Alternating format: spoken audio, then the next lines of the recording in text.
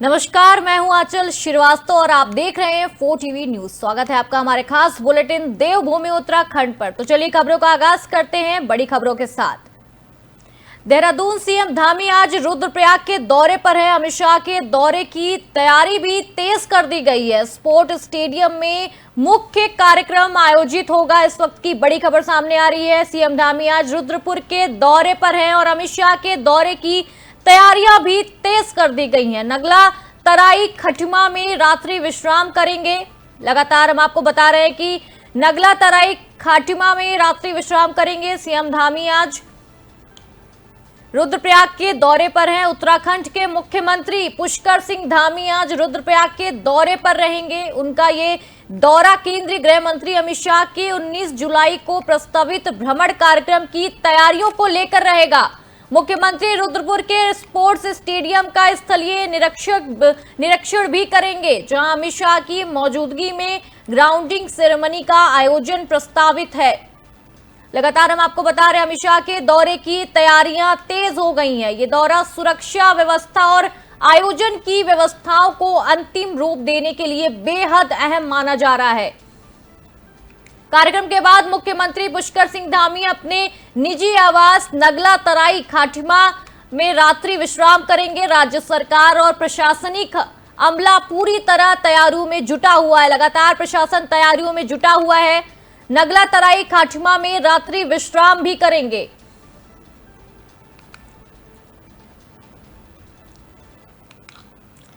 हरिद्वार पहुंचे मुख्यमंत्री पुष्कर सिंह धामी, कांवड़ियों के चरण धोकर किया उनका सम्मान। सीएम ने कांवड़ियों को उनके लिए उपहार भेंट किए हैं। कांवड़ियों ने खुशी जताई और कहा है कि ये अनुभव हमें यादगार रहेगा। हरिद्वार में एक भावनात्मक और आस्था से जुड़ी तस्वीरें सामने आई हैं, जहां मुख्यमंत्री पुष्कर सिंह धामी ने कांवड़ियों को पारंपरिक स्वागत किया है।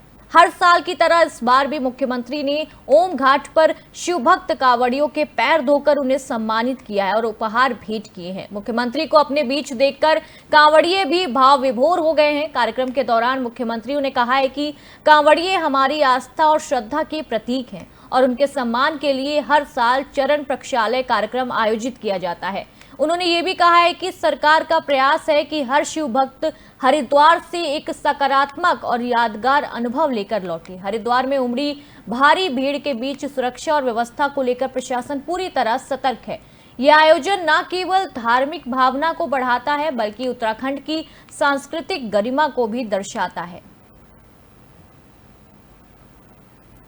लंबी दूरी तय करके, सैकड़ों हजारों किलोमीटर दूरी तय करके माँ गंगा के तट से जल लेकर लोग अपने अपने गंतव्य स्थानों की ओर प्रस्थान करते हैं। बड़ी कठिन यात्रा होती है और ये शिव भक्त हमारी आस्था श्रद्धा के प्रतीक हैं। उनका हर वर्ष स्वागत करने के लिए हम इस प्रकार का उनका स्वागत का एक कार्यक्रम करते हैं और प्रतीकात्मक रूप से अपने कांवड़ यात्रियों का उनके पांव प्रचालन करके एक आस्था श्रद्धा के इस महायज्ञ में अपनी आहुति देते हैं। हमारा ध्येय यही होता है कि सब एक अच्छा अनुभव लेकर देवभूमि से जाएं। मैं सभी का इस कांवड़ यात्रा में स्वागत करता हूं। सबका कांग्रेस ने हेमंत द्विवेदी की यात्रा पर सवाल उठाए। 39 दिन में 5 किलोमीटर हादसे और हेलीकॉप्टर हादसे, मानसून में सेवा भी बंद कर दी गई है। दर्शकों, आपको बता दें कि भारी बारिश और खराब मौसम के कारण केदारनाथ में हेलीकॉप्टर सेवा अस्थायी रूप से बंद की गई है। बताया जा रहा है कि बीकेटीसी अध्यक्ष हेमंत द्विवेदी और उनके कुछ करीबी साथी हेलीकॉप्टर से केदारनाथ पहुंचे हैं, जिसे लेकर कांग्रेस ने उन पर गंभीर आरोप लगाए हैं। आपको बता दें कि कांग्रेस प्रदेश अध्यक्ष करुण महारा का कहना है कि पिछले 39 दिनों में केदारनाथ में 5 हेलीकॉप्टर हादसे हो चुके हैं, इसलिए मानसून के दौरान हेली सेवा पूरी तरह बंद करने का निर्देश जारी किया गया है। ऐसे में यह सवाल उठता है कि बीकेटीसी अध्यक्ष हेमंत द्विवेदी ने किस आधार पर हेलीकॉप्टर सेवा का उपयोग किया है और उनके साथ कौन कौन थे। करुणा मेहरा ने ये भी दावा किया है कि उनकी यात्रा में एक ऐसा व्यक्ति भी शामिल था जो पहले रावल पर आरोप लगाने और स्कंद क्षेत्र की गरिमा को ठेस पहुंचाने वाले गुप्त बंधुओं से जुड़ा था। कांग्रेस का कहना है कि इस मामले की पूरी जांच होनी चाहिए और नियमों की खुलेआम धज्जियां उड़ाई जा रही हैं। यानी कि यह मामला अब राजनीतिक रंग भी लेता नजर आ रहा है।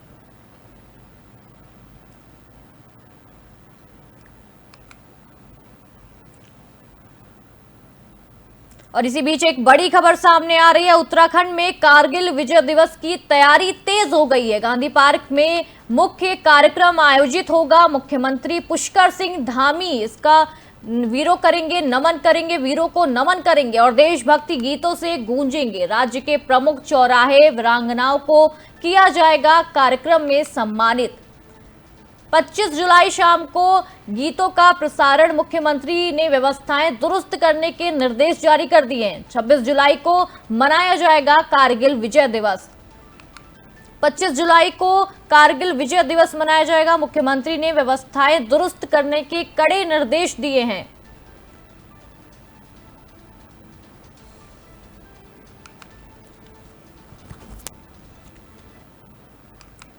टॉपर छात्रों को देश भ्रमण कराएगी सरकार। 1081 छात्रों को शिक्षा भ्रमण का मौका मिलेगा। इसरो समेत कई संस्थानों में विजिट तक संस्कृति और प्रेरणा देने वाली योजना शुरू हो चुकी है। उत्तराखंड सरकार ने हाई स्कूल और इंटरमीडिएट के टॉपर्स छात्रों के लिए एक सराहनीय पहल की है। अब इन मेधावी छात्रों को देश के विभिन्न राज्यों और प्रतिष्ठित संस्थानों का शैक्षणिक भ्रमण कराया जाएगा। इस वर्ष कुल 1081 छात्रों को इस योजना में शामिल किया गया है। पिछले साल इस योजना की शुरुआत हुई थी, जिसमें 156 बच्चों ने 5 राज्यों का दौरा किया था। इस बार योजना का दायरा और बड़ा किया गया है। मुख्य सचिव ने शिक्षा विभाग को निर्देश दिए हैं कि टॉपर्स को प्रेरणादायक और ज्ञानवर्धक स्थलों की सैर कराई जाए। इससे जैसे प्रतिष्ठित संस्थानों के भ्रमण की भी योजना बनाई जा रही है। इस प्रयास में छात्रों को न सिर्फ शिक्षा बल्कि देश की सांस्कृतिक और वैज्ञानिक उपलब्धियों की भी जानकारी मिलेगी। सरकार की ये पहल बच्चों के लिए एक यादगार पल होगा। देखिए, गत वर्ष से योजना स्टार्ट हुई है, तो ये सरकार की पहली प्रतिबद्धता थी कि हम कुछ बच्चों को ले जाएं।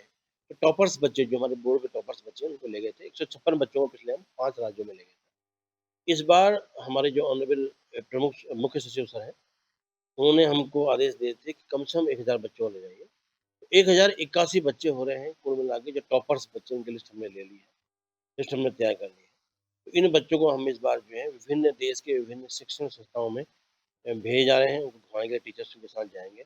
जो शिक्षण संस्थान होंगे वो जो है IIT है, IIMS है, या हमारे एम्स हैं, या हमारे अच्छे जो है पार्क हैं, जैसे बहुत अच्छे अच्छे पार्क होते हैं, हम ले आए। और साथ में जो इसरो है, अभी इसरो के यहाँ पर चेयरमैन सर भी आए थे, तो वहाँ भी हम प्रयास कर रहे हैं कि इसरो भी हम बच्चों को भेजें। और उनको हमने पत्र व्यवहार भी हमने उनसे किया हुआ है।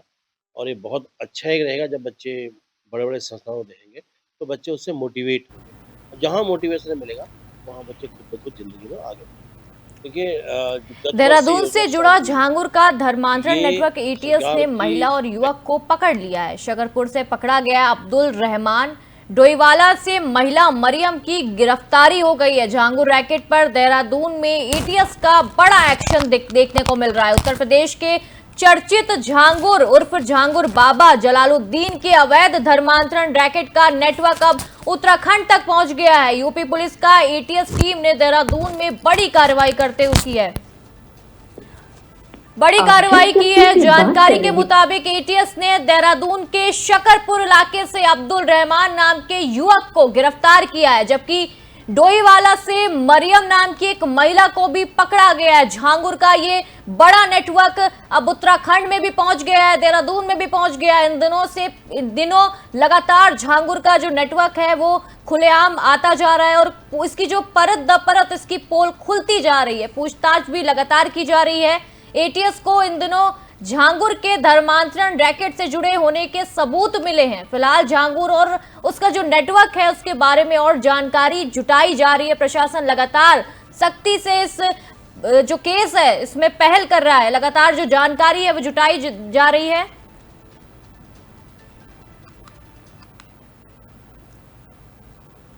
इसकी ज्यादा जानकारी के लिए हमारे साथ अजय पांडे, ब्यूरो चीफ उत्तराखंड से जुड़ गए। अजय जी, जिस तरीके से हम देख सकते हैं ये जो झांगुर बाबा है उर्फ झांगुर कह सकते हैं जिसे, लगातार जो इसका पोल है वो लगातार खुलती नजर आ रही है। देखिए, पूरे देश में धर्मांतरण का एक बड़ा रैकेट काम कर रहा है। इसमें तमाम जो लोग हैं शामिल हैं और इन्हीं लोगों को पकड़ने के लिए पुलिस की टीम, एटीएस की टीम कार्रवाई कर रही है। और अब चूंकि उत्तर प्रदेश में ये बड़ा मामला सामने आया है और एक ऐसे व्यक्ति को गिरफ्तार किया गया है जो विदेशी फंडिंग के जरिए भोले भाले लोगों को धर्मांतरण के लिए उकसाता रहा है और उनसे धर्मांतरण कराता रहा है। ये जो जांच हो रही है इसमें धीरे धीरे क्लियर होगा कि कितने लोगों को इन लोगों ने धर्मांतरण कराया है और अपने झांसे में लिया है।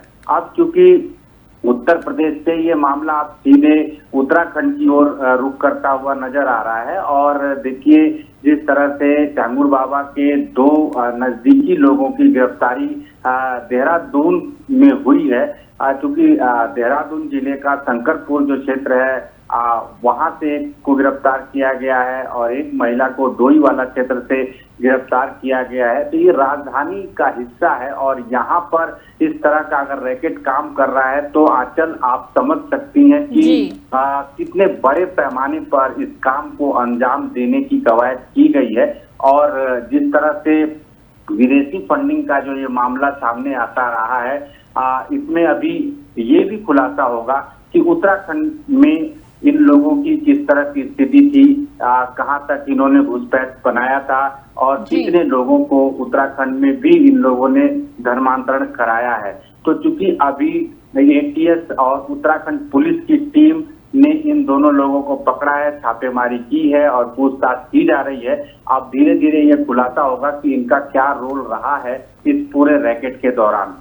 इसके साथ साथ देखिए पूरे देश में तमाम हिस्सों में इस तरह के रैकेट काम कर रहे हैं और ऐसे लोग इन कामों में जुटे हुए हैं और भोले भाले लोगों को लगातार बहला फुसला रहे हैं, गरीब लोगों को बहला फुसला रहे हैं और उन्हें आर्थिकी का हवाला देते हैं, उनको इतना धन का लालच देते हैं और उनको अपने तरफ मोड़ते हैं, उनसे धर्मांतरण कराते हैं। उनका एक ही मात्र उद्देश्य है कि ये तमाम जो लोग हैं उनसे धर्मांतरण कराया जाए और अपने उद्देश्य की पूर्ति की जाए। इसमें विदेशी फंडिंग एक बड़ा रोल कर रहा है और जहां तक पुलिस की टीम, एटीएस की टीम और अन्य जो जांच एजेंसियां हैं अपने दायरे के हिसाब से वो जांच कर रही हैं और जो विदेशी फंडिंग है उसका खुलासा हो रहा है। तो अब उत्तराखंड में जो ये मामला आया है, उत्तराखंड में जिस तरह से दो लोगों की गिरफ्तारी हुई है, एक बड़ी गिरफ्तारी कहेंगे, बड़ा मामला कहेंगे और अब धीरे धीरे इसमें खुलासा होगा कि इन लोगों का जो रोल रहा है, इन्होंने कितने लोगों को धर्मांतरण कराया है और कितने पैसे जो विदेश से इसके लिए यहाँ पर उत्तराखंड में भेजे गए। अजय जी, अगर देखा जाए तो ये उत्तर प्रदेश से उत्तराखंड का जो ये सफर है वो बहुत लंबा है। मतलब कैसे प्रशासन, इसमें जो प्रशासन की जो खामियां हैं वो भी उजागर होती हैं। इतना बड़ा रैकेट चल रहा था। जी आंचल, देखिए क्योंकि जब कोई इस तरह के मामले आते हैं और पुलिस की जो खुफिया टीम है वो भी लगातार काम करती है, बहुत जगहों पर खुफिया टीम की वजह से ही तमाम खुलासे भी होते रहे और तमाम ऐसे कार्य हैं जिनको लोग अंजाम देने की कोशिश करते हैं, वो पहले से ही खुलासे हो जाते हैं और वो काम नहीं हो पाता और ऐसे लोगों की धरपकड़ होती है। क्योंकि बड़े पैमाने पर ये कवायद की जा रही है, लोगों को धर्मांतरण कराया जा रहा है, तो ऐसे में ये जरूर कह सकते हैं कि जो खुफिया एजेंसियां रही हैं उत्तराखंड में वो भी पूरी तरह से फेल साबित हुई हैं। क्योंकि अगर यहाँ पर ये खुलासा होता है कि तमाम लोगों को धर्मांतरण कराया गया है और ये लोग इस तरह के चीजों में शामिल हैं, तो इनको अभी तक पकड़ा क्यों नहीं गया। और ऐसे जो दो लोग हैं जिनको गिरफ्तार किया गया है, ये भी बहुत बड़ी खबर है आंचल कि दो लोग ऐसे लोग रहे हैं जो सीधे उस ऐसे व्यक्ति के कनेक्शन में रहे हैं, सीधे उसके संपर्क में रहे हैं जो लगातार धर्मांतरण का प्रमुख हिस्सा रहा है और वो ही इस काम को अंजाम देता रहा है। और ऐसे में उस व्यक्ति के नजदीकी लोग यहाँ देहरादून में रह रहे हैं, वो अपने गतिविधियों को अंजाम दे रहे हैं और खुफिया तंत्र को इसके बारे में जानकारी नहीं है। तो ये भी एक बड़ी चूक और गलती हम मान सकते हैं। जी हाँ सर।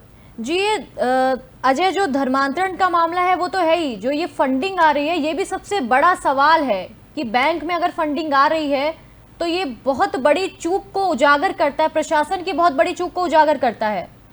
जी हाँ, बिल्कुल। असल देखिए, इसमें प्रशासन की चूक है, बैंकों की चूक है, क्योंकि जी। बैंकों में भी तमाम मानक बनाए गए हैं और निर्धारित मानक से अगर अधिक धन आता है और कहीं से भी अगर उसमें धन किया जाता है या निकासी की जाती है, तो बैंकों को ये तमाम जो सूचनाएं देना होता है, आरबीआई को ये सूचनाएं उन्होंने दी या नहीं दी, ये चूक वाली बात है। क्योंकि जब इतने पैसे एक अकाउंट में आ रहे हैं तो इसकी सूचना के बाद उस अकाउंट की जांच होनी चाहिए थी, उन लोगों के बारे में पता करना था, उनकी गतिविधियों की जांच होनी चाहिए थी। लेकिन यहाँ पर हमारा जो प्रशासनिक अमला रहा है, जो बैंक एजेंसियां रही हैं, वो भी इस मामले में उनसे भी गलती हुई है, उनसे भी चूक हुई है और इसी की वजह का ये लोग फायदा उठाते हैं कि एक ही अकाउंट में अगर करोड़ों रुपए अगर आ रहे हैं, जिस तरह से उत्तर प्रदेश में ये मामला सामने आया है और ये उजागर हुआ है कि एक ही अकाउंट में इतने रुपए आते रहे हैं और उसके बाद भी बैंक की ओर से उन पर कोई कार्रवाई नहीं की गई, कोई छानबीन नहीं की गई, तो ये बड़ी गलती रही है। अब उत्तराखंड में इन दोनों लोगों से तमाम पूछताछ होगी और पूछताछ के बाद ये भी क्लियर होगा कि इनके अकाउंट में पैसे आए हैं या इनके किसी अन्य नजदीकी के अकाउंट में पैसे जमा किए गए हैं, क्योंकि धर्मांतरण में एक प्रमुख हिस्सा रहा है, एक प्रमुख जो रूप है वो पैसे का रोल रहा है। तो ऐसे में जो क्या उत्तराखंड में भी विदेशी फंडिंग हुई है, इन लोगों के अकाउंट में पैसे आए हैं या इनके नजदीकी लोगों के पास पैसे आए, इसकी भी जांच होगी। और ये बैंकों को भी ये समझना होगा कि अगर किसी अकाउंट में जब वहां पर जब जमा और निकासी का एक दायरा है, एक लिमिट दायरा है, सीमित दायरा है, तो उसके बाद अगर बहुत ज्यादा पैसा उस अकाउंट में आता है तो उसकी जांच जरूर होनी चाहिए। और अगर जांच नहीं होती है तो इस तरह के मामले जब सामने आते हैं तो ये बड़ी चूक के रूप में देखी जाती है। जी अजय, आपका इस जानकारी के लिए शुक्रिया। आप लगातार हमारे साथ बने रहिए। हम अगली खबर का रुख कर लेते हैं। इटावा में बना केदारनाथ जैसा नया मंदिर और अखिलेश यादव ने वीडियो फेसबुक पर शेयर किया है। तीर्थ पुरोहित ने आपत्ति भी जताई और नाराजगी जताई है। उत्तराखंड सरकार के नाम पे दुरुपयोग किया जा रहा है और सख्ती दिखाई जा रही है।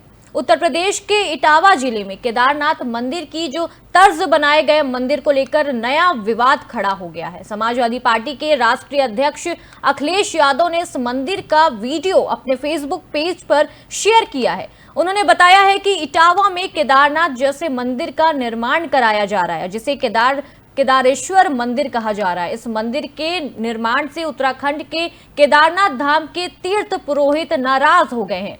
उन्होंने कहा है कि इस तरह किसी दूसरे राज्य में उसी नाम और डिजाइन का मंदिर बनाना धार्मिक परंपराओं का उल्लंघन है। तीर्थ पुरोहित ने विरोध प्रदर्शन की चेतावनी भी दी है।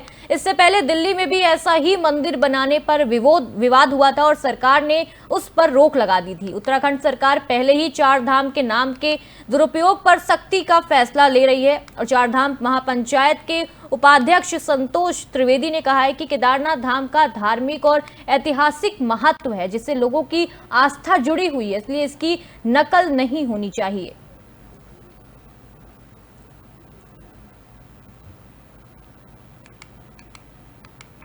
उत्तराखंड से चार धामों के नाम का प्रयोग या इसकी प्रतिकृति का उपयोग या इसके नाम से ट्रस्ट बनाए जाने को लेकर समय समय पर सवाल उठते रहे हैं और हमने मुख्यमंत्री जी को भी इस संदर्भ में कई बार ज्ञापन दिए, हमारी वार्ता भी हुई और इसी क्रम में जो है मुख्यमंत्री के द्वारा जो है कैबिनेट से एक प्रस्ताव पारित किया गया था, जिसमें उत्तराखंड से चार धामों के प्रयोग नाम के उपयोग पे या यहाँ की जो मंदिरों की प्रतिकृति है उस पर यह ट्रस्ट बनाए जाने को लेकर प्रस्ताव भी पारित किया गया था।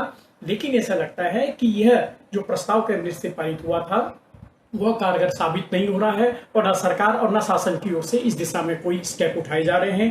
पहले दिल्ली में पिछले साल केदारनाथ मंदिर निर्माण को लेकर सवाल उठे थे, फिर उसके बाद तेलंगाना में दक्षिण केदारनाथ मंदिर निर्माण पर सवाल उठे थे और अब जो एक नया मामला सामने आ रहा है वो उत्तर प्रदेश के सैफई में है, जहां पर केदारनाथ मंदिर की पूरी प्रतिकृति के साथ ही साथ जो है जो मंदिर के अंदर का जो लिंग है वो सब केदारनाथ की ही तर्ज पे बनाया गया है। जैसे कि आप सब लोग जान रहे हैं कि सोशल मीडिया में खबर है कि उत्तर प्रदेश में अखिलेश यादव ने केदार के प्रति चिन्ह का एक केदारनाथ के नाम बना रहे हैं। और सब लोग जानते हैं कि उत्तराखंड में भी उत्तराखंड के कैबिनेट में ये प्रस्ताव पारित था कि अब जाकर के ये केदारनाथ का प्रतिचिह्न का मंदिर बिल्कुल नहीं बनेगा।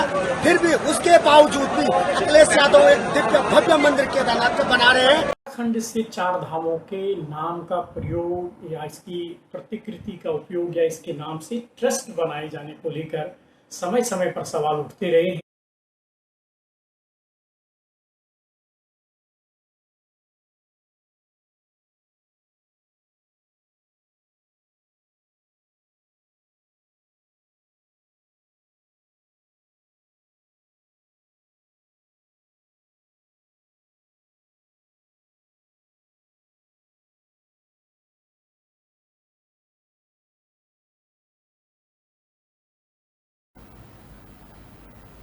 इसी बीच सीएम योगी वाराणसी से जुड़ चुके हैं। आइए उनको सुनवाते हैं, वो लाइव आ चुके हैं, उनको सुनवाते हैं।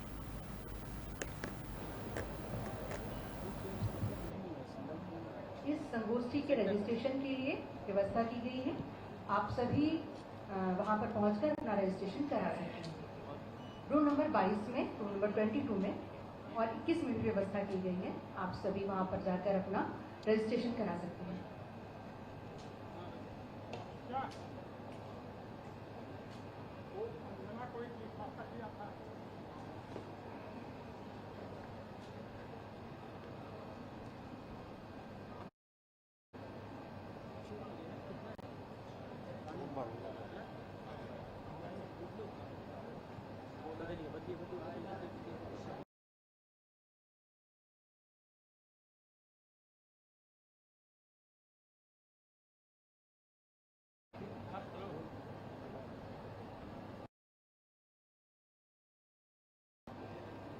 है और यही कारण है कि उनकी सेवाओं के प्रति सम्मान व्यक्त करने के लिए ही भारत सरकार ने उन्हें पद्म पुरस्कार से सम्मानित किया है।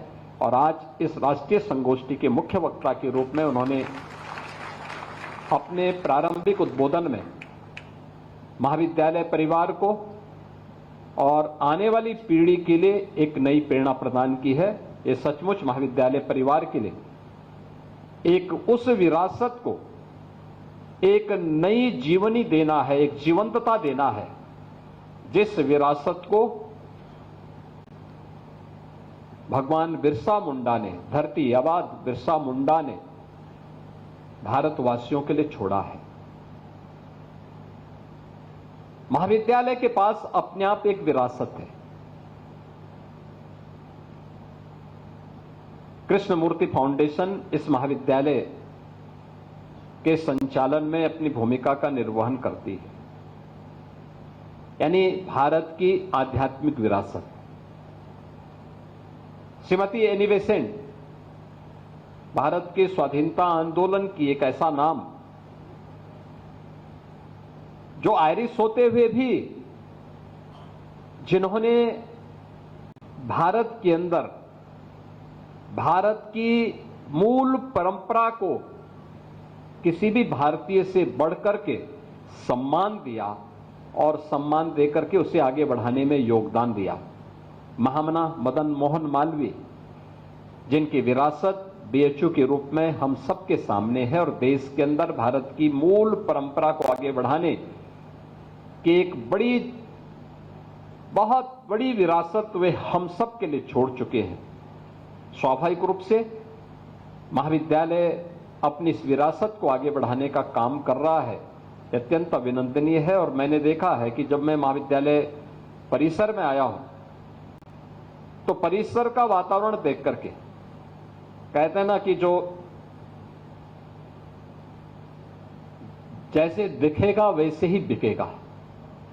आपने पहला इंप्रेशन बाहर का बहुत शानदार बना के रखा हुआ, एक प्राकृतिक वातावरण के बीच में मां गंगा के सानिध्य में रह करके।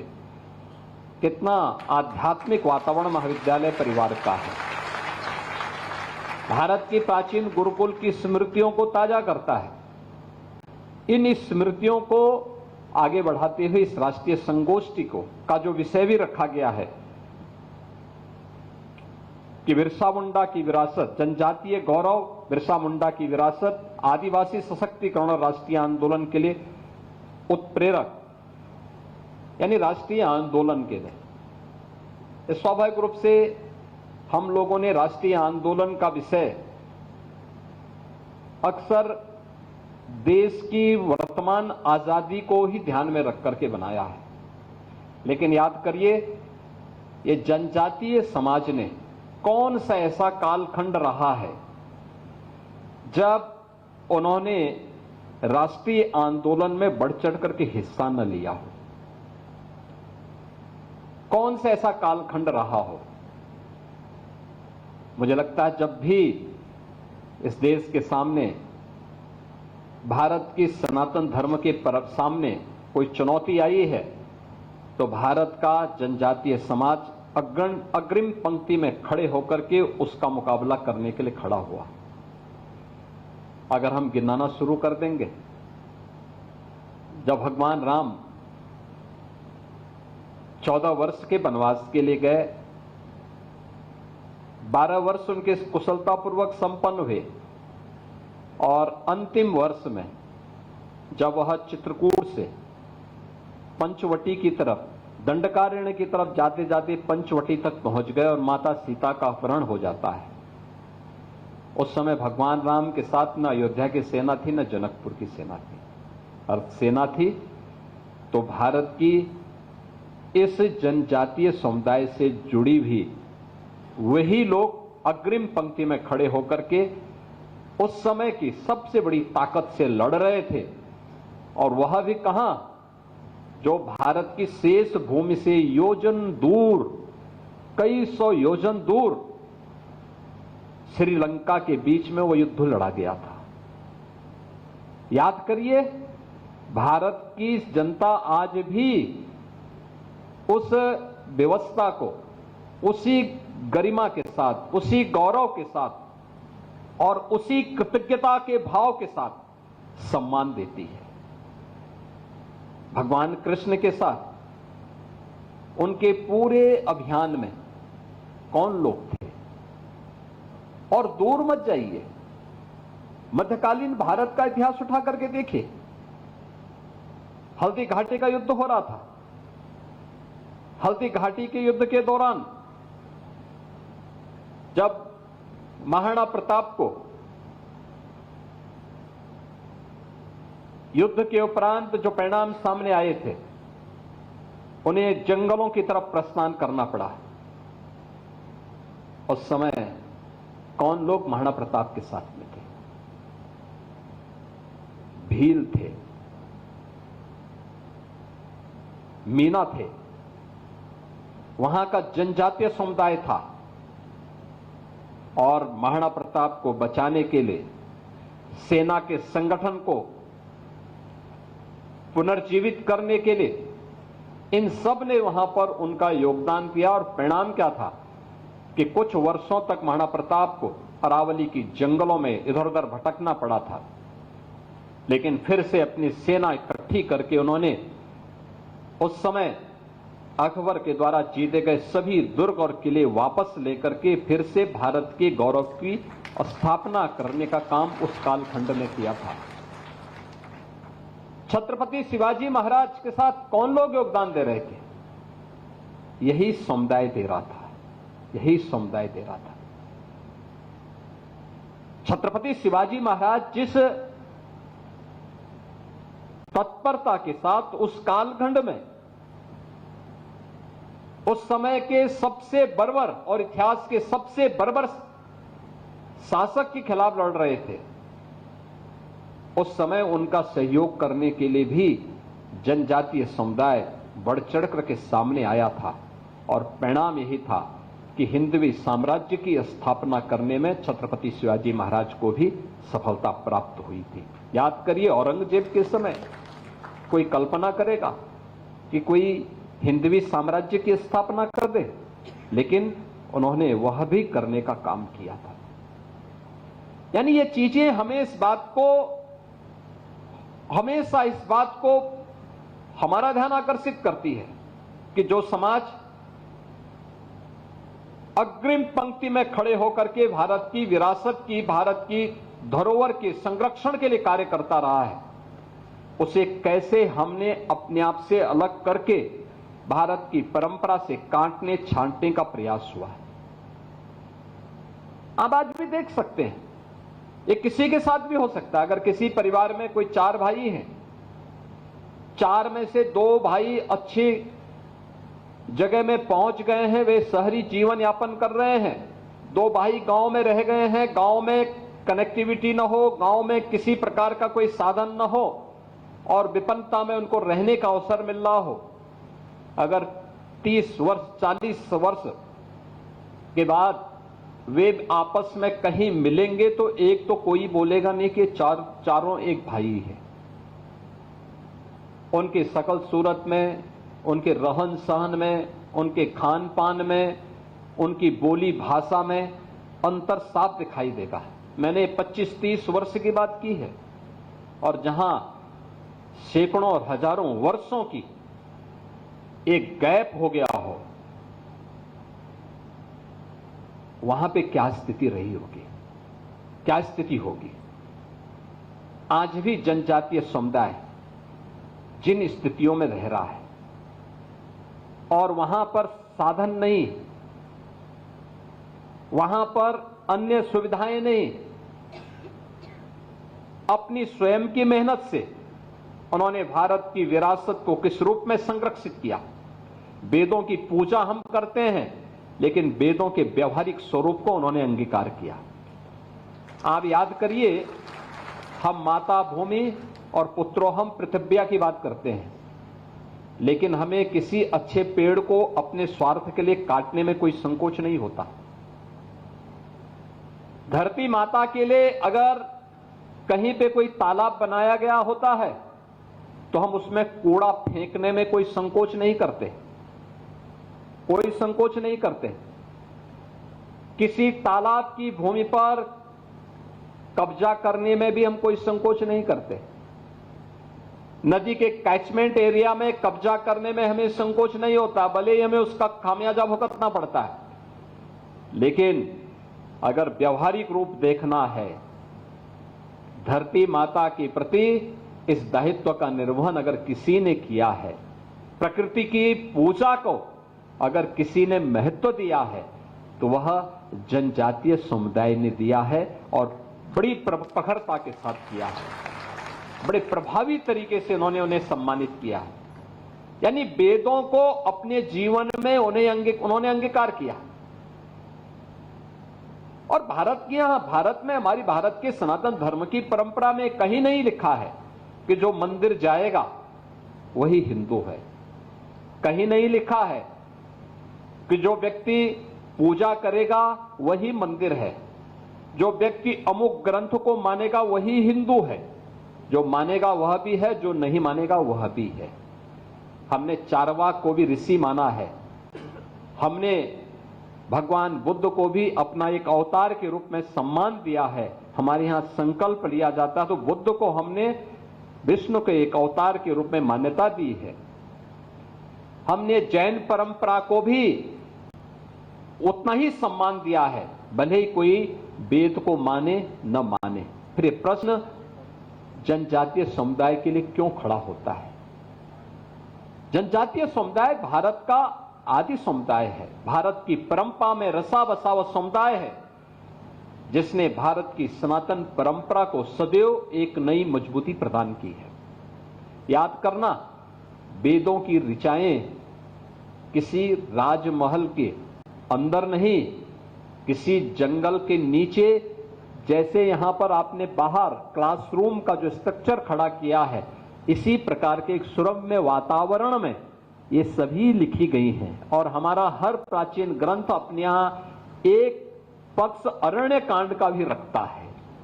याद रखना, अरण्य जीवन भारत की परंपरा का, वैदिक परंपरा का हिस्सा रहा है। ये उस परंपरा का हिस्सा रहा, उसके इतर उसकी कल्पना भी नहीं की जा सकती है। लेकिन हम लोगों ने जानबूझ करके एक शरारत के तहत कुछ पश्चिम से जुड़े हुए कुछ ऐसे लोगों ने हमारी परंपरा को कुंठित करने का काम किया, हमारी कलम को कुंद करने का काम किया। और परिणाम क्या है? हम लोगों ने अपने ही समुदाय को अपने आप से अलग किया। भारत की विरासत का सच्चा प्रतिनिधित्व करने वाले जनजातीय समुदाय से जुड़ी हुई इस संपूर्ण पक्ष को लेकर के जब भी भारत के अंदर आजादी के किसी आंदोलन को नेतृत्व प्रदान करने की बात रही है तो जनजातीय समुदाय उस मामले में सदैव अग्रिम पंक्ति में खड़े होकर के भारत के उस आंदोलन को, भारत की इस चुनौती का मुकाबला करने के लिए अपने आप को तैयार किया है। कभी वो पीछे नहीं हटा, आगे रह करके किसी भी सुधारवादी कदम को लेकर के वह कार्यक्रम को आगे बढ़ाया। और आज भी ये कमी हमारी हो सकती है कि हम उन तक नहीं पहुंच पाए। ये कमी भारत की उन सरकारों की रही होगी जो लोग उन तक पहुंच करके उन लोगों तक शासन की सुविधाओं को पहुंच करके संवाद को नहीं बना पाए। उनके अंदर राष्ट्रीयता किस भाव के साथ जुड़ी हुई है, मैं उसको कुछ उदाहरण आपके सामने दूंगा। अंडमान निकोबार द्वीप समूह, ये लगभग 739 द्वीप हैं जो भारत से काफी दूरी, भारत की शेष भूमि से काफी दूरी पर है। उसका अंतिम जो पॉइंट पड़ता है इंदिरा पॉइंट है। मुझे लगता है कि वहां से इंडोनेशिया की दूरी बहुत नजदीक पड़ती है। अलग अलग द्वीप हैं। उन द्वीपों में से केवल 39 ऐसे हैं जहां जीव जंतु रहते हैं और उनमें से भी 7 ऐसे हैं जहां पर मनुष्य रहते हैं। उसमें से एक द्वीप पे एक बार मुझे जाने का अवसर प्राप्त हुआ था और उस द्वीप में केवल जनजातीय समुदाय के लोग रहते हैं।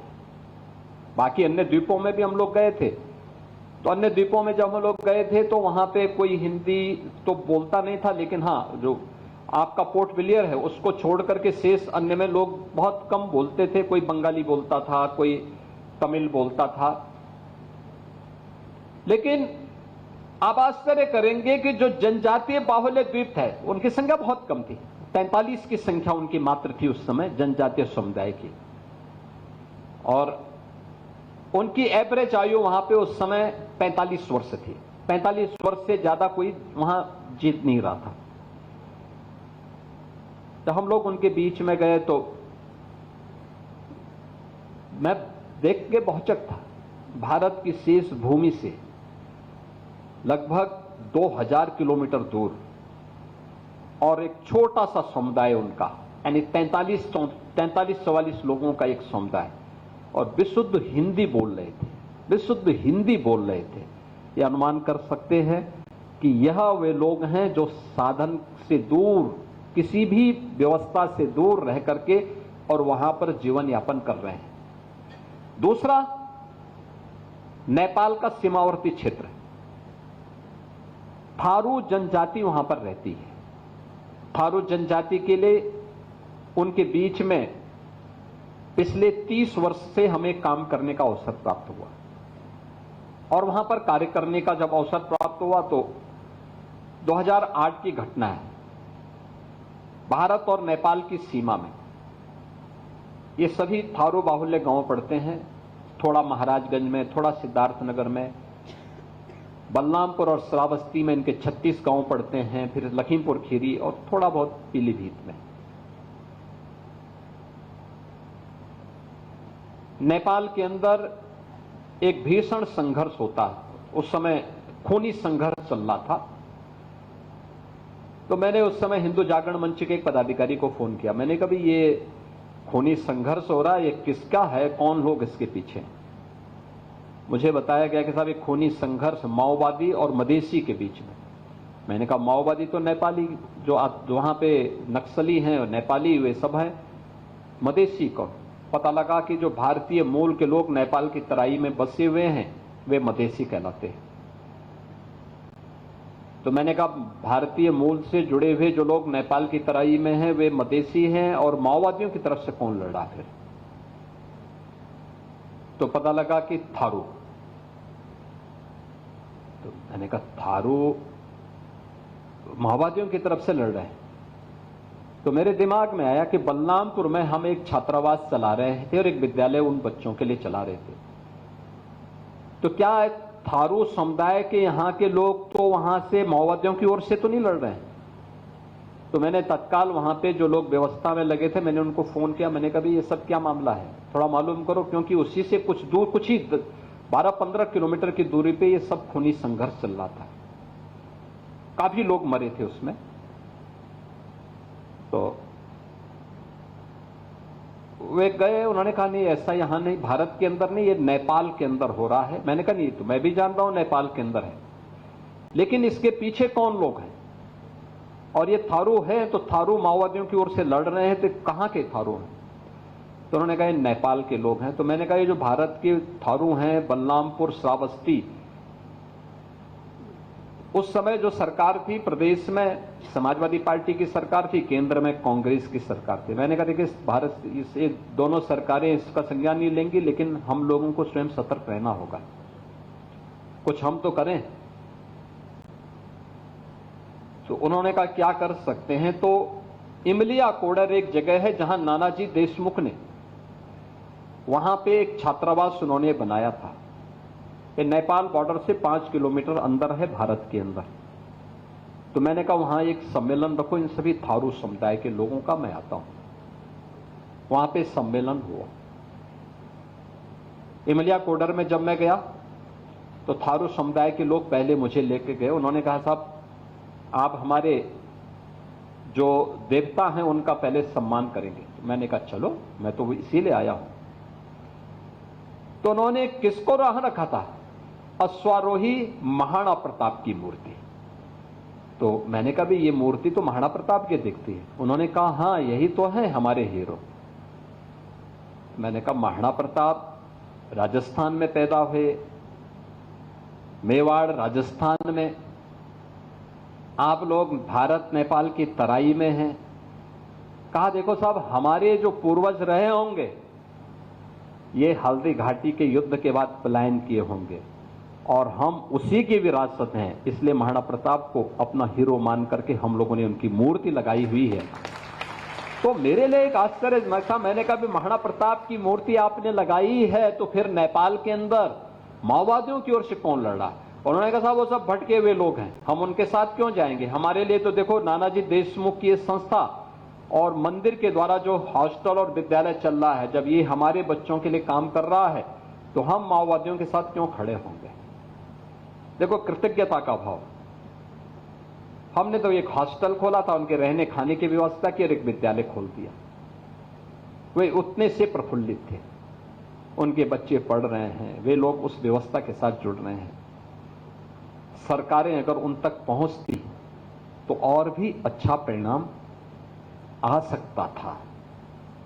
और वही कार्य जहां तक आजादी के बाद की सरकारें नहीं पहुंच पाई, छोटा नागपुर जैसे क्षेत्र में, झारखंड के उन क्षेत्रों में जाकर के अशोक भगत जी कर रहे हैं। उन क्षेत्रों में जो काम सरकार को करना चाहिए था, अपना पूरा जीवन उनकी सेवा के लिए समर्पित करके उस क्षेत्र में वह काम इन्होंने किया है। कहने का मतलब हमारा संवाद जहां बाधित होगा वहां संघर्ष की स्थिति पैदा होगी, और वही संघर्ष हम लोगों को कभी कभी देखने को मिलता है। याद करना कि प्रधानमंत्री मोदी जी ने 2021 में 15 नवंबर की तिथि को जनजातीय गौरव दिवस के रूप में मनाने के लिए जो प्रेरणा दी, उसके पीछे का भाव यही है, एक संवाद हो, एक डायलॉग हो हमारे स्तर पर।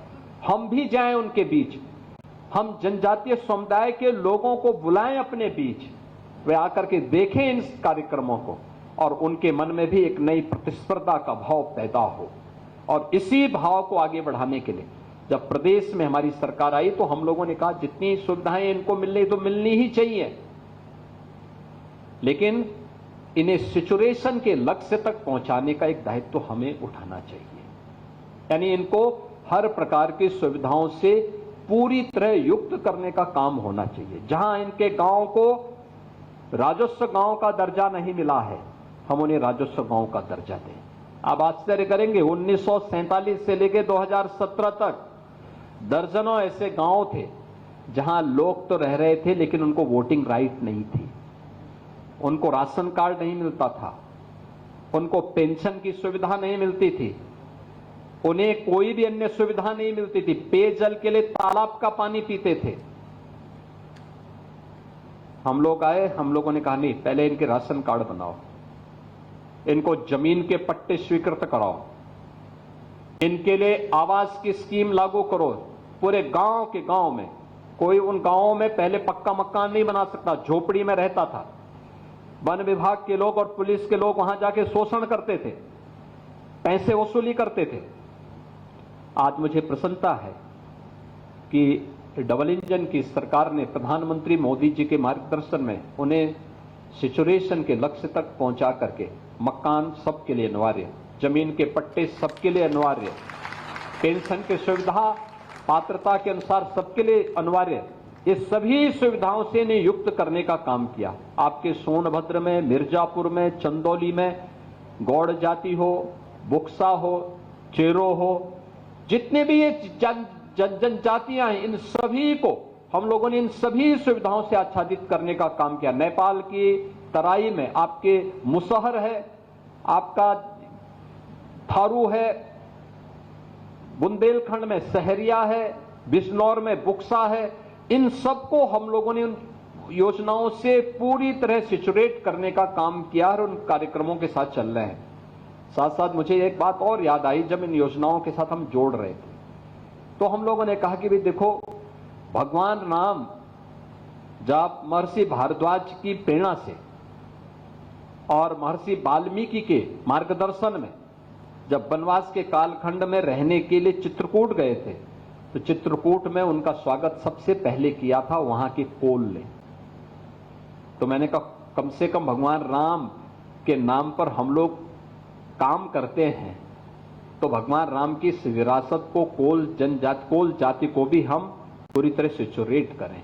और अब मुझे प्रसन्नता है कि हम लोगों ने प्रदेश के अंदर कोल जाति को प्रयागराज, चित्रकूट, मिर्जापुर, इन सब को भी हम लोगों ने वहां पे सिचुएशन के लक्ष्य तक पहुंचाने का काम वहां पर किया है। कहने का मतलब यह है, संवाद आज की आवश्यकता है और प्रधानमंत्री जी ने उस संवाद को आगे बढ़ाया। भगवान बिरसा मुंडा की एक विरासत देकर के अल्पायु में धरती माता के प्रति और गुलामी की बेड़ी को तोड़ने के लिए कैसे संघर्ष किया जाता है, इसकी प्रतीक हैं भगवान बिरसा मुंडा। और बिरसा मुंडा के प्रति उस कृतज्ञता का भाव को व्यक्त करने के लिए जनजातीय गौरव दिवस पूरे प्रदेश के अंदर, देश के अंदर आज जनजातीय समाज के मन में एक नए विश्वास को बहाल करने के कार्यक्रम का हिस्सा है। एक तरफ यह अपने उस समाज से, जो मूल समाज है हमारा, हमारे साथ जुड़ा हुआ है, भारत की परंपरा और विरासत के प्रति पूरी प्रतिबद्धता के साथ रह करके काम करता है, और समाज के साथ हमारे संवाद के कार्यक्रम को जोड़ने का एक माध्यम जो है, एक तरफ इसके प्रति कृतज्ञता ज्ञापित करने का एक भाव सरकार की ओर से विनम्र किया गया प्रयास है। दूसरा है कि हमारी जो चुनौती है, याद करना, जो लोग उनके बीच में उन्हें समाज और राष्ट्र की मुख्य धारा से अलग करने का काम करते थे, ये वही लोग हैं, ये वही लोग हैं। आप देख रहे होंगे इन सबके इन कारनामों को, इनके वे कारनामे जो फेक अकाउंट बनाते हैं सोशल मीडिया में और फिर उसके बाद जातीय संघर्ष की स्थिति को पैदा करते हैं, एक जाति को दूसरी जाति से लड़ाने का काम करते हैं। ये वही लोग हैं। मैं देख के ताज्जुब कर रहा था,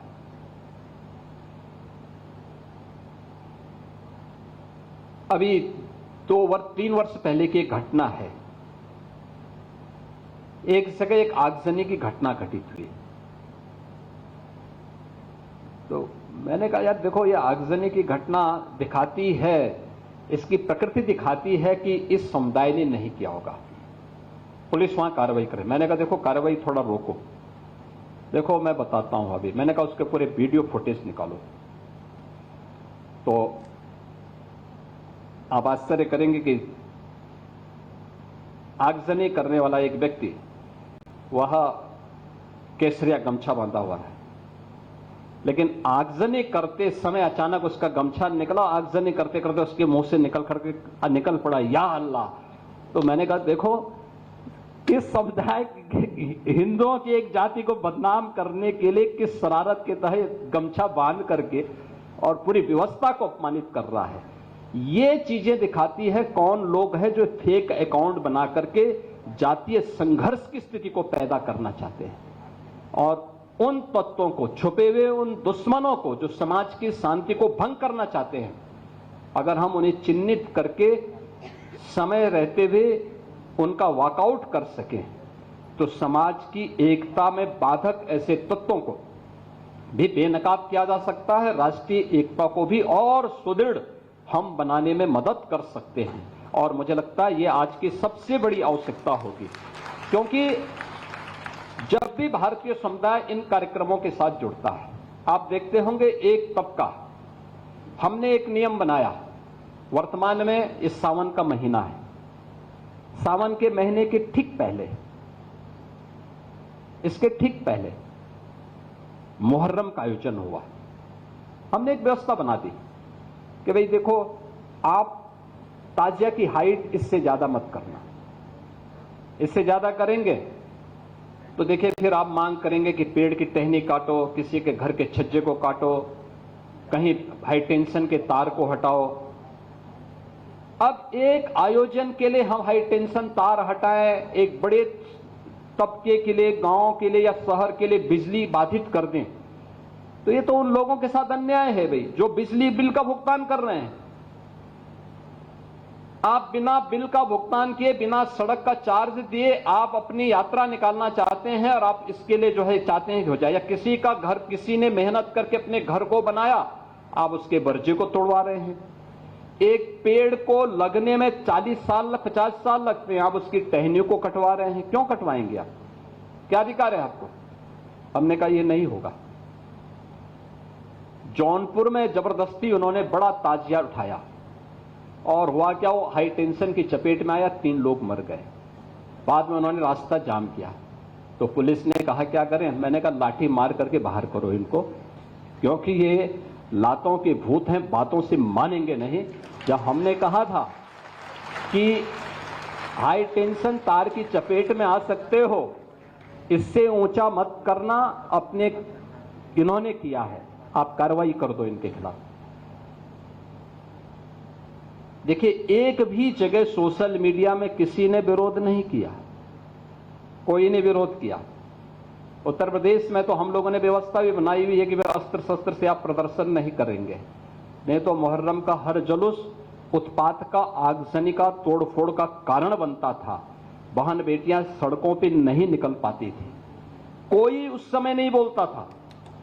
लेकिन दूसरी तरफ आपने इस बात को देखा होगा, कावड़ यात्रा चल रही है, समाज का सबसे यानी श्रमिक वर्ग से लेकर के उच्च वर्ग तक हर व्यक्ति इस अभियान के साथ जुड़ा हुआ, एकता का अद्भुत संगम, कोई भेदभाव नहीं, न जाति का भेद है, न क्षेत्र का भेद है, न वर्ग का भेद है, न मत का भेद है, न संप्रदाय का भेद है।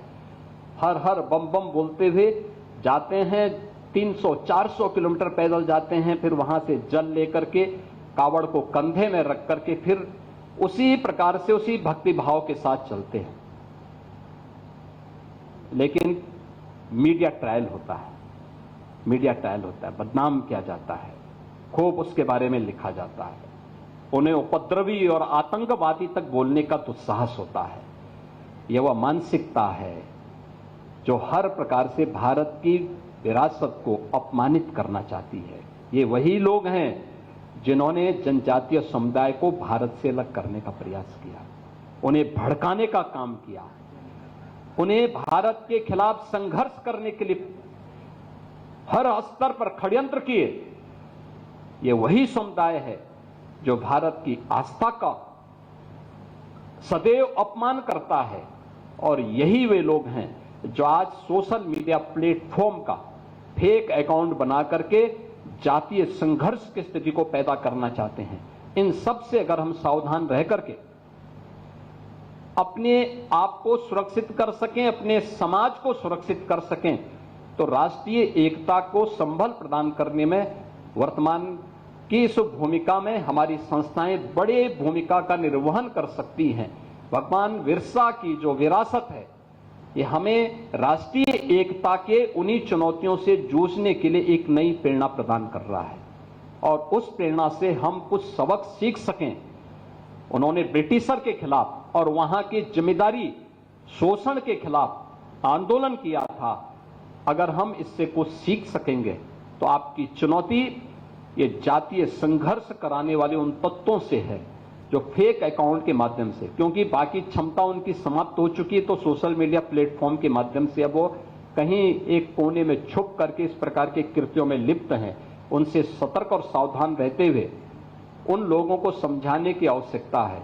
किसी गांव का कोई 2 लोगों का मामला है तो उसके लिए प्रशासन है, उसके लिए एक सिस्टम है उसका समाधान करने के लिए। तुम वहां जाकर के जबरदस्ती दरोगा की भूमिका में जाओगे तो पिटोगे, ये जरूर उनको समझाने की आवश्यकता है जो बीच में आकर के जबरन करने का प्रयास करते हैं। तो मुझे लगता है कि सामाजिक सौहार्द को बनाने में भी इससे बड़ी एक अच्छी भूमिका का निर्वहन आप सबके स्तर पर हो पाएगा।